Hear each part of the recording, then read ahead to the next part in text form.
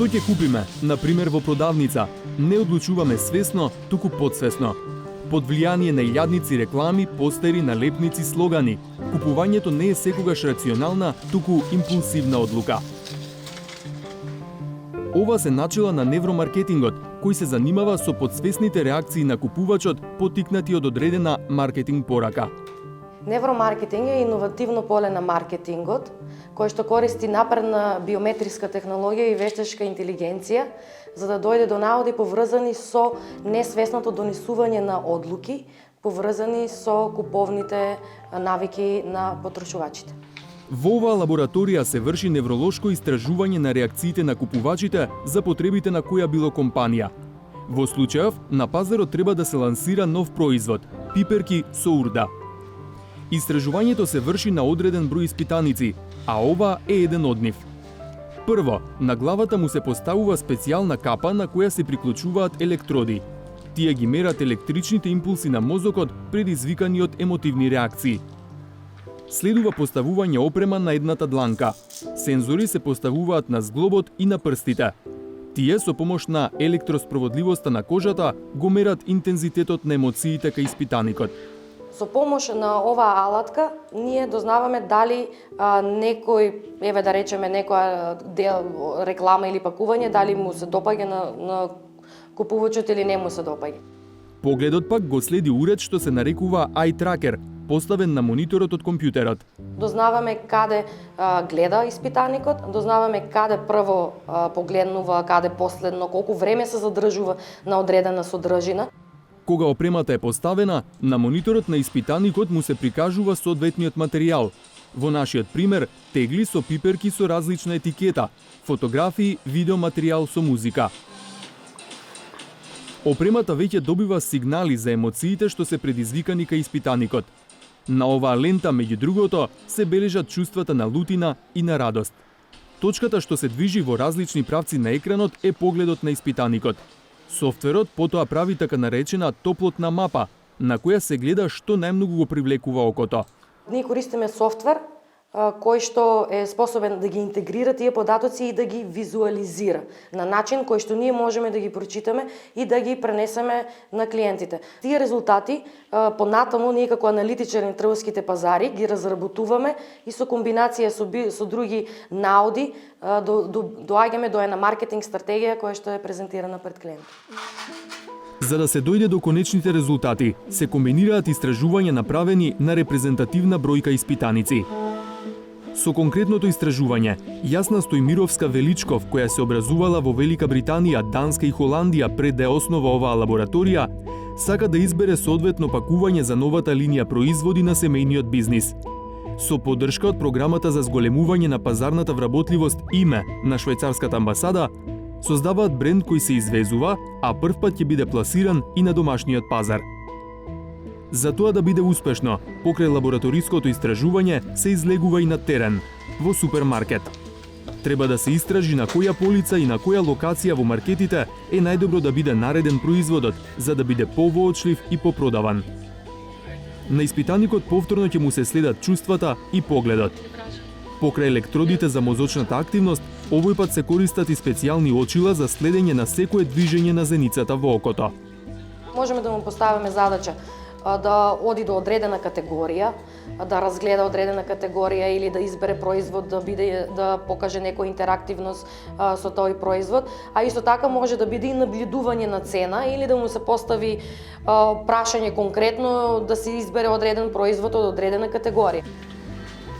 Сега испитаникот е на потек. Тргна меѓу рафтовите.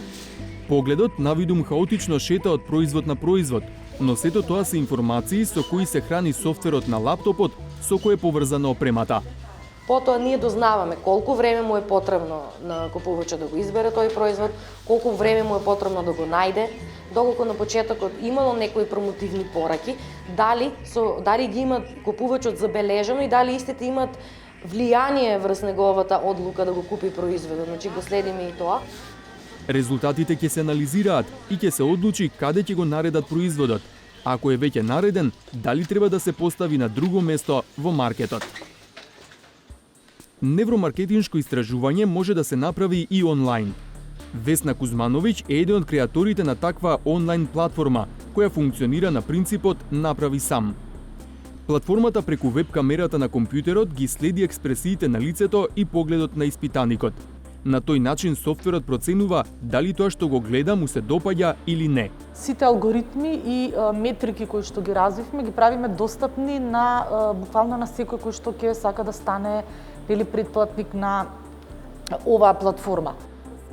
Компанија што сака да направи вакво истражување се регистрира на платформата, избира број на испитаници што ја одредува цената на услугата, а избира и што ќе се истражува. Еден модул значи, например, дали само eye tracking сакате, дали сакате и препознавање на емоции.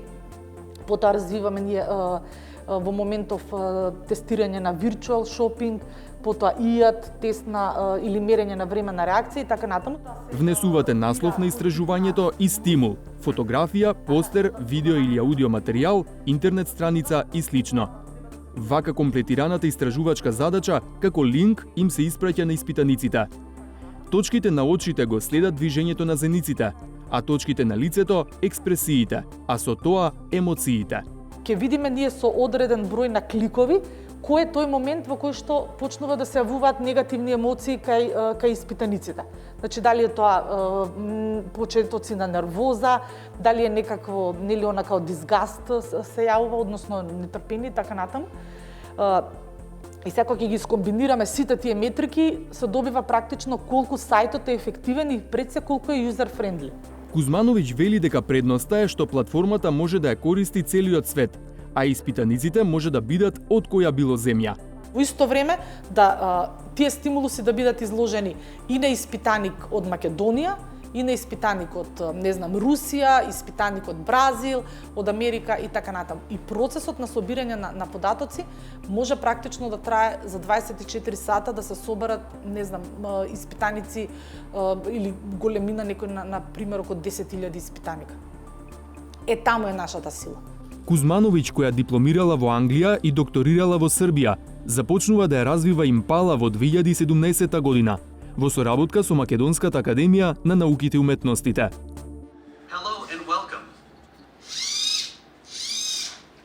На развојот на оваа платформа работи и Тамара Димитрова, која истражува информатички технологии. Според неа, невромаркетингот не е наменет само за комерцијални компании при развој на производи и услуги, туку и за многу други организации.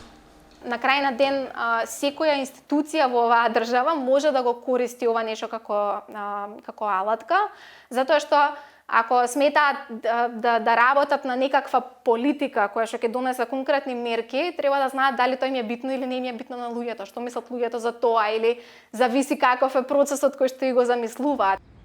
Развојот на невромаркетингот во земјава е поддржан од Фондот за иновации и технолошки развој. Со 460.000 евра се финансирани вкупно 7 компании кои работат во сферата на невромаркетингот и вештачката интелигенција. Мораме да сватиме дека ако сакаме да бидеме компетитивни на глобалниот пазар, мораме да почнеме да имплементираме глобални трендови.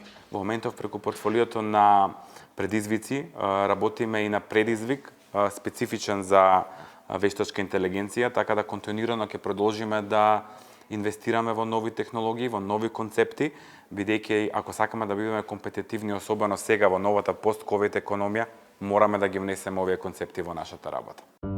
Има многу успешни примери на употреба на невромаркетингот во светот. Американска интернет страница за вдомување домашни миленици, благодарение на невромаркетиншка анализа, ја зголемила посетеноста на страницата, а со тоа и бројот на потенцијални посвојувачи на миленици за 133%. Со следење на мозочната активност и на погледот кај испитаниците додека гледале рекламно видео за страницата, се утврдило дека кога во ист кадар се кучето, контактот од компанијата и нејзиното лого, елементите се борат за вниманието на публиката, при што контактот останува речиси незабележан. Затоа предложиле реорганизирање. Контактот и логото да се појават на екранот без звездата на видеото, кучето. Немајќи што да му го одвлекува вниманието, гледачот го запаметува испишаниот текст. Потенцијалот на ова нешто како решение е голем. Значи, колку ние ќе го искористиме тој потенцијал, како и во сите други научни дисциплини, така и тука, значи, останува да видиме.